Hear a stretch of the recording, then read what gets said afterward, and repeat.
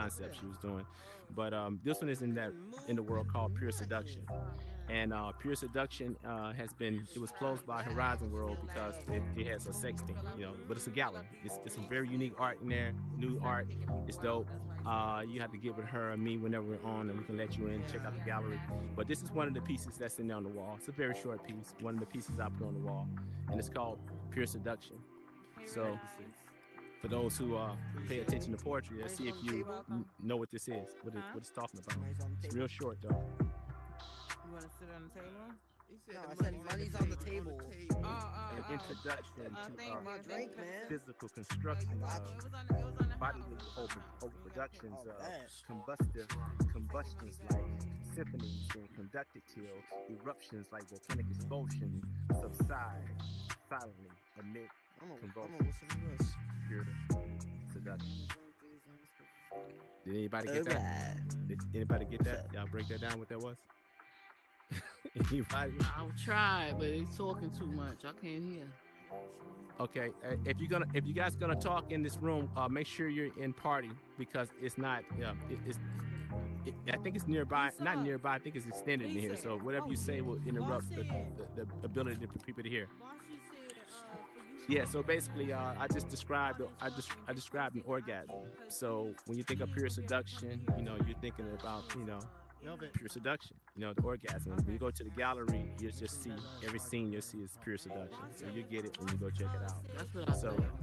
that world, that world is on it. All right. All right, we're gonna keep it going because I see we have more women in the room still than guys. So we're gonna go with this next piece, next seductive piece, and then I'll move to another genre. This next piece is called Thoughts Like. Yeah. Who got me drunk? I have thoughts running through my mind like making love to an angel, creating an orgasm that lasts to the end of time. I keep having thoughts like being draped in satin sheets with Beyonce nose sucking on my toes, and Lord knows that I can't keep. I can't keep count of the flavors that's pulsating against my tongue, and it's the constant state of redundance that circulate these thoughts in such an abundance. When I have thoughts like watching the levitate 5 feet above the ground, horizontally forming a 5-star configuration and experiencing the height of all stimulation as a sensation of 100 tongue tips dipped, delivered from the softest of lips like 100 lesbians that descend upon your nakedness like vampires to eat you alive. I keep having thoughts like getting caught with my pants down. And that's when no one's supposed to be around, and holding tight to fantasies of you and me, when the reality of my illusion is the epitome of the same epiphany that keeps me having these thoughts like, these deep heartfelt thoughts like, giving you this hot bubble bath scented with peach nectar, then drying you off with my tongue and then caressing your beautiful skin and ostrich feathers. Like thoughts like cocoa butter rub downs, thoughts where it all goes down, thoughts that illuminate mind states like sunshine, thoughts that make the world go round. But really, these thoughts are centered around my inability to remedy these ills, hoping to escape beyond these mental gates and exercise this free will for real. Cause I keep having thoughts of you, thoughts like these of you, for real. Thoughts like, all right.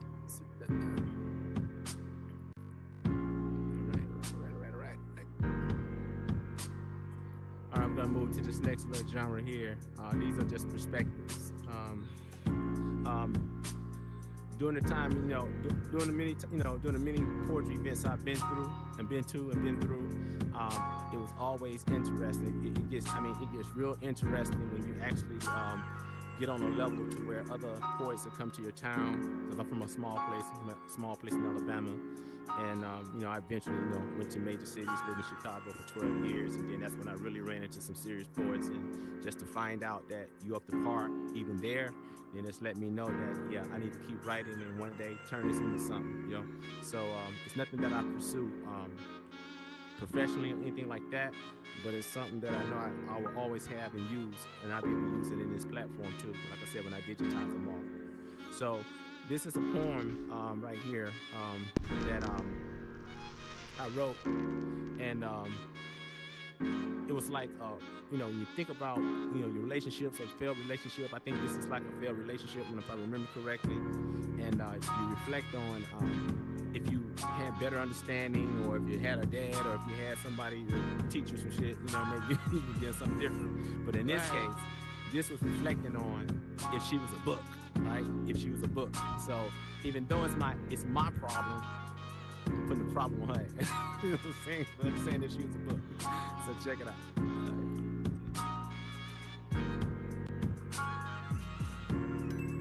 Like I say. Yeah. I say it's hard to stay attracted. I say it's hard not to be impacted by the things you do. Now that this world has forced you to manually flip the manuscript and spit that elevator pitch that you do, you become my competition. You succumb to these religions, and you've alarmed my intuition with psyops and tunnel vision. And if she was a book, I would have made sense of a table of contents, separated her present glossary from the past tense, bookmarked her love and conscience. But see, my ignorance had me on some dumb shit. I would have read her own anthology, then her biology, deep like oncology, perusing pages within the mazes of her mind's eye and body. And from there, I would backtrack to the preface, the introduction, and all of that, to illustrate that nothing comes from no thing. It's just vibrations and emotions.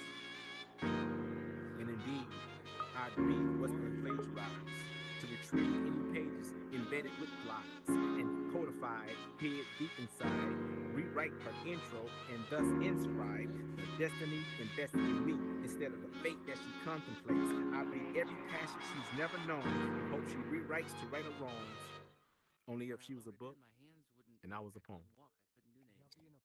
All right, that was a little reflective piece, reflecting on some ills and on some inabilities, Then, sometimes we project out when we can't get it.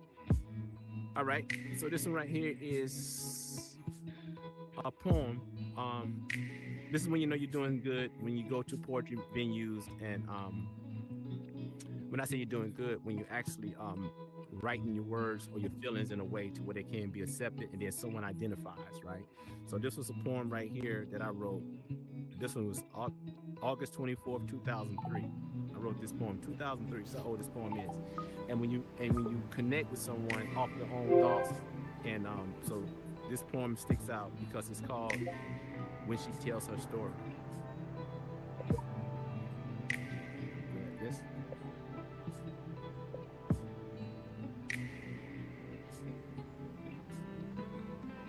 Sitting in a late night poetry rendition, I listen. You see, I listen to the next prose or anything cleverly disclosed, hoping that something could come remotely close to move some sort of energy throughout my body and give rise to my mental abilities like penile erection from the most sensual display of physical perfection. But in my own right, my response becomes as tight, and I rightfully recite to incite people to bring delight while shedding light, making this life feel twice as priceless when my heart gets touched within from the pillaging of my emotions evoked by the highest level of poetic devotion.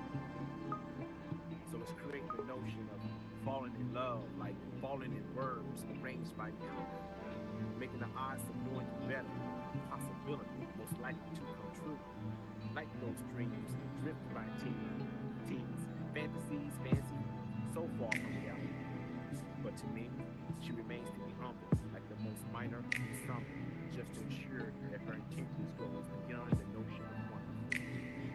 She speaks words that are as majestic as a gypsy lap dance that interrogates my deepest thoughts as if she was conducting a CAT scan. When she reveals the things I'm feeling, those things concealed, hitting home, her own desires are made known. And that's whenever she opens up her heart and shares her poem. She tells her story. All right. Yep. So we sit back, you sit back and if you ever, like I said, if you ever go to a poetry event that ain't really, about, because when poetry events, when they be having those competitions, those slams, they're going for the money, right? So they gonna, those type of poems, depending on where you at, they going for some real slick, clever talking and whatnot. But when you go to these little intimate joints like like in Atlanta, you get the Apache. Sometimes you get some deep stuff. You're gonna get different parts of the city in Birmingham. You're gonna get some deep stuff, and so those are reflective poems that I like to read. Okay, so now I'm gonna perform one real quick, and then we'll get back to back to the genres. Okay, this piece right here, right? This piece is based on the when I used to do street poetry, right? Most people from Chicago, that's artists, right? They get their skills, but they get out there on the train, they hit the streets. We always out there, doing something. And about time, like I say, they make it. You got your stripes in. So I used to go around downtown and ask people questions. I also ask females how they feel about guys and vice versa. And I really learned that people are really afraid.